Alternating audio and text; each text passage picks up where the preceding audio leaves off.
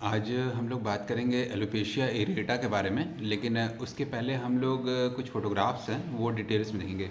ये वाले फ़ोटोग्राफ जो पीछे रखे हुए हैं इसको हम लोग थोड़ा ध्यान से देखते हैं और फिर बात करेंगे एलोपेशिया एरिएटा के बारे में।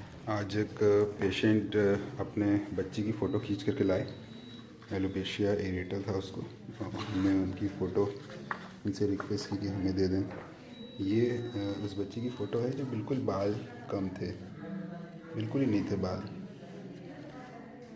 एकदम ही कम थे। एलोपेशिया एरिएटा की फ़ोटो है ये। और कुछ दिन मेडिसिन करने के बाद फिर इसमें बहुत अच्छी ग्रोथ हुई। ये वाली फ़ोटो है इसके बाद वाली। ये फोटोग्राफ में छोटे छोटे बाल आना शुरू हुए। बहुत हैप्पी स्माइल भी है इसकी। ठीक होना शुरू हो गया है इसका, लेकिन कहीं कहीं पे ऐसा लग रहा है गैप अभी भी बचे हुए हैं, लेकिन बाल बहुत अच्छे आए हुए हैं। इस फोटोग्राफ में भी अच्छे अच्छे दिख रहे हैं छोटे छोटे बाल सारे। कुछ शायद स्किन में भी हुआ था उसकी भी फ़ोटो। और उसके बाद एक और पिक्चर है ये वाली पिक्चर। इसमें बहुत अच्छे बाल, और भी ज़्यादा बाल आए हुए हैं, लेकिन अभी भी गैप्स दिख रहे हैं। तो इस तरह से एलोपेशिया एरिएटा में बाल आते हैं। कवर जब होना शुरू होता है तो छोटे छोटे हेयर दिखना शुरू होते हैं, लेकिन बराबर नहीं आते, अनइवन रहते हैं, किसी एरिया में कम किसी में ज़्यादा। और उसके बाद जो तीसरा सबसे बाद का फ़ोटो है वो ये वाला है, जिसमें कि बहुत ही अच्छे बाल आ गए हैं, पूरे पूरे भर गए हैं। जो गैप्स थे वो भी भर गए हैं। अभी भी इसमें ऐसा लग रहा है थोड़ा स्कोप है, कुछ और भी आना चाहिए, लेकिन फिर भी बहुत ही अच्छी रिकवरी हुई है। तो एलोपेशिया एरिएटा की अगर आपको इस तरह की कोई प्रॉब्लम हो तो कोई टेंशन लेने की ज़रूरत नहीं है, पूरी तरह से बाल आ जाते हैं। और जब जाते हैं तो भी पूरी तरह से जाते हैं। किसी किसी को एक दो पैचेस बनते हैं, पर इसको एलोपेशिया यूनिवर्सैलिस था, मतलब पूरे के पूरे बाल गायब रहते हैं, पूरा ही गायब जाता है। और ये महीनों सालों तक ऐसे ही गायब ही रहता है। आईब्रोज भी गायब जाती हैं।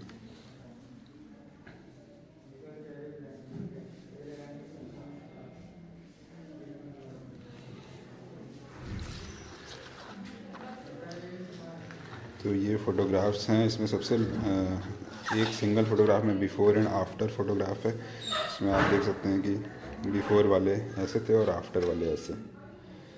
तो एलोपेशिया में हर तरह के एलोपेशिया में हेयर ग्रोथ होती है, डिपेंड करता है कि इसमें हेयर रूट्स नॉर्मल है कि नहीं। तो जो एलोपेशिया एरिएटा है ये ऑटो इम्यून डिजीज़ होती है। इसका मतलब होता है कि ब्लड में कुछ इम्यूनिटी की डिफेक्ट है जिसकी वजह से बाल झड़ जाते हैं, और इसमें जेनेटिक फैक्टर भी पाया गया है। जेनेटिक कंपोनेंट का मतलब ये हुआ कि कुछ जीन्स भी रिस्पॉन्सिबल होते हैं उस ऑटो इम्यून प्रोसेस को स्टार्ट होने के लिए। तो एक है आपका ऑटो इम्यून प्रोसेस और दूसरा है आपका जेनेटिक फैक्टर्स। ऑटो इम्यून का मतलब ये हुआ कि अपनी ही इम्यूनिटी का जो प्रोसेस है वो थोड़ा डिफेक्टिव हो जाता है, और उसकी वजह से हेयर रूट्स थोड़ा थोड़ा डैमेज होना शुरू होते हैं और बाल उगना कम हो जाते हैं। क्योंकि ये हेरिडिटरी है प्लस जेनेटिक है इस वजह से, और क्योंकि इसमें कोई इन्फेक्टिव कंपोनेंट नहीं होता है जैसे कि बैक्टीरिया, वायरस या फंगस जैसी कोई चीज़ नहीं होती है, इस वजह से इसका ये कंटेजियस नहीं होता, मतलब कि इसका स्प्रेड एक व्यक्ति से दूसरे व्यक्ति में नहीं होता है।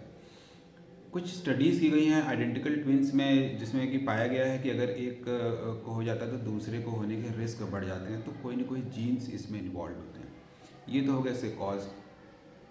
एक वर्ड होता है इसको कहते हैं इटियोपैथोजेनेसिस, यानी कि प्रोसेस क्या होता है, कैसे डिजीज़ डेवलप होती है। तो बॉडी में किसी तरह का इन्फेक्शन होता है और उस इन्फेक्शन की वजह से एक क्रॉस इम्यूनिटी डेवलप होती है। कुछ ऐसे एबनॉर्मल WBC बन जाते हैं जो हमारे हेयर रूट्स को अंदर से डैमेज करना शुरू करते हैं और बाल आना फिर बंद जाते हैं। लेवल ऑफ इम्यूनिटी पर डिपेंड करता है कि सीवियरिटी कितनी होगी, यानी एरिया ऑफ इन्वॉल्वमेंट कितना होगा। एक पैच हो सकता है, दो चकत्ते हो सकते हैं, या पूरे सर के ही बाल गायब हो सकते हैं, या फिर पूरे बॉडी के भी बाल गायब हो सकते हैं। तो इस आधार पर एलोपेशिया एरेटा को अलग अलग नाम दिए गए हैं।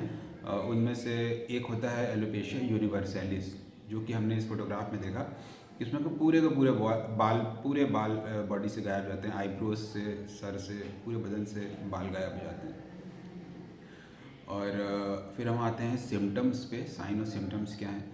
तो इसमें जो पैचेस में लॉस होता है शुरू में, और फिर वो पैचेस का एरिया धीरे धीरे बड़ा होने लगता है, और इसमें एक ख़ास चीज़ मिलती है जिसे बोलते हैं एक्सक्लेमेशन मार्क हेयर्स। बहुत छोटे 1-2 मिलीमीटर के हेयर दिखाई पड़ते हैं पैचेस में।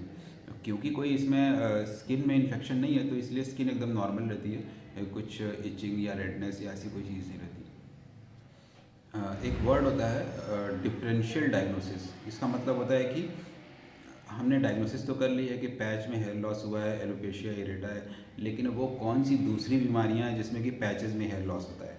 तो उनमें से एक बीमारी है ट्राइकोटिलोमैनिया, जिसमें कि साइकोलॉजिकल स्ट्रेस की वजह से हेयर लॉस होता है और पैचेस बनते हैं। दूसरी एक बीमारी है टीनिया कैपाइटिस, जिसमें कि फंगल इन्फेक्शन की वजह से पैचेस बनते हैं और बिल्कुल वैसे दिखता है, पैचेस में हेयर लॉस होते हैं। फिर सूडोपैलेडिक डिजीज़ है, लाइकन प्लेनस है, एसएलई है, ऐसे बहुत सारी बीमारियां हैं जिसमें कि पैचेस में हेयर लॉस होता है। तो हमें ये पता करना ज़रूरी होता है कि ये एलोपेशिया एरेटा ही है, क्योंकि लाइन ऑफ ट्रीटमेंट फिर उससे बदल जाता है। तो हम कैसे कंफर्म करें? बहुत सारे टेस्ट होते हैं, उनमें से एक टेस्ट होता है जिसमें कि हमें माइक्रोस्कोपिक पिक्चर दिखाई पड़ती है, एक्सक्लेमेशन मार्क हेयर दिखाई पड़ते हैं स्किन सरफेस पे, और अगर फंगल इन्फेक्शन है तो हमें उसके साइंस दिखाई पड़ते हैं। दूसरा एक हिस्टोपैथोलॉजी है, जिसमें स्लाइड्स होती हैं और उन स्लाइड्स में हमें हेयर के किसी खास हिस्से में इन्फ्लेमेशन होता हुआ दिखता है, लिम्फोसाइट्स या न्यूट्रोफिल्स एक्यूमुलेट होते हुए दिखाई पड़ते हैं। तो हमें पता चलता है कि ये बीमारी है या फिर ये दूसरी वाली है। अगर फंगल इन्फेक्शन है तो स्मीयर्स होते हैं, स्वैप स्मीयर्स होते हैं, जिसमें कि हमें फंगल एविडेंस मिलते हैं, फाइबर्स, फिलामेंट्स, हाइफा जिसे बोलते हैं, वो दिखाई पड़ते हैं, फंगल स्पोर्स दिखाई पड़ते हैं। तो बहुत सारे टेस्ट होते हैं जिससे हम कंफर्म कर सकते हैं बीमारी को। कंफर्म करने के बाद अगला स्टेप है ट्रीटमेंट। तो ट्रीटमेंट आप बहुत सारी वेबसाइट्स में देखेंगे जहाँ बहुत डिसअपॉइंटिंग आपको व्यूज़ मिलेंगे कि कोई दवा नहीं होती है। विकिपीडिया में भी है कि कोई दवा नहीं होती है। तो आप टेंशन मत लीजिए, अभी थोड़ी देर पहले मैंने दिखाया था, एलोपेशिया यूनिवर्सैलिस था, इसमें पूरे पूरे बाल गायब थे और वापस भी आए। तो इसका ट्रीटमेंट होता है, बाल बहुत अच्छे से वापस आते हैं। ये पता करना ज़रूरी होता है कि हेयर रूट्स नॉर्मल है कि नहीं। अगर अंदर से हेयर रूट्स नॉर्मल होंगे तभी बाल वापस आएंगे। फिर एक वर्ड होता है प्रोग्नोसिस। प्रोग्नोसिस एक तो डायग्नोसिस हो गया, यानी कि रोग की पहचान। प्रोग्नोसिस का मतलब होता है कि आउटकम क्या है, फ्यूचर क्या है, क्या होगा भविष्य में। तो जितनी भी ऑटो इम्यून डिजीज़ होती हैं उनमें जो एबनॉर्मल WBC ब्लड में फ्लक्चुएट करते रहते हैं, तो ये बीमारी भी अप डाउन होती रहती है, कभी ज़्यादा हो जाएगी, कभी कम हो जाएगी, कभी ज़्यादा हेयर फॉल हो। तो आपको थोड़ा लॉन्ग टर्म टैबलेट्स वगैरह लेना होता है अंदर से जो डिजीज़ प्रोसेस है उसको सप्रेस करने के लिए। हेयर तो बहुत जल्दी आ जाते हैं, लेकिन आप जल्दीबाजी में दवाइयाँ कभी मत छोड़िए, क्योंकि अंदर अगर डिजीज़ प्रोसेस रह जाएगा तो वापस उभर सकता है। एक वर्ड होता है एपिडेमियोलॉजी, जिसका मतलब होता है कि किसी गिवन पॉपुलेशन में कितने लोगों को ये बीमारी है। अगर आपको हुई है तो क्या आप ही के साथ ऐसा हो गया है, या फिर बहुत कॉमन होता है, बहुत लोगों होता है। तो इसका परसेंटेज है 0.1% प्रिवलेंस, जिसका मतलब ये हुआ कि अगर हिंदुस्तान में 120 करोड़ लोग हैं तो करीब करीब 1% हुआ 1,20,00,000, 0.1% हुआ करीब 12 लाख। तो 12 लाख इस बीमारी के मरीज हैं हिंदुस्तान में, एलोपेशिया एरेटा के। तो हमने लगभग सभी फैक्टर्स के बारे में डिस्कस किया इस बीमारी के बारे में, और इसमें बाल बहुत अच्छे से आ जाते हैं। हमने ये भी दिखाया treatment photographs before and after के ज़रिए। हमने बात की इसके कॉजिंग फैक्टर्स के बारे में, इसकी इटियोपैथोजेनेसिस के बारे में, यानी कैसे होता है, अंदर से प्रोसेस क्या होता है। फिर हमने बात की इसके टेस्ट कैसे किए जाते हैं, डिफरेंशियल डायग्नोसिस कैसे पहचान की जाती है, और ये ठीक हो जाता है। तो अगर आप इस तरह की किसी भी बीमारी से ग्रस्त हैं, या आपको स्किन और हेयर से रिलेटेड कोई भी प्रॉब्लम है, हमें मैसेज कीजिए, हम उसके बारे में इसी तरह की डिटेल सिंपल शब्दों में, सरल शब्दों में वीडियो बनाने की कोशिश करेंगे।